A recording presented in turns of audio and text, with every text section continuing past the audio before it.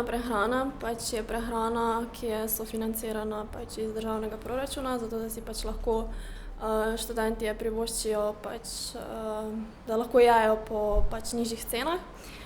Sicer pa so upravičeni do tega študenti s statusom, se pravi redni in izredni študenti. Za prvi vpis se moraš najprej registrirati na internetu, na Študentski prehrani, tam dobiš vpisno številko.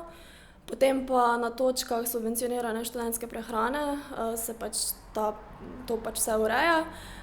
Tja prineseš številko, ki jo dobiš ob prvem vpisu na internetu, pa prineseš še potrdilo o vpisu pa osebni dokument. Plačilo znaša med 0 in 4 evre.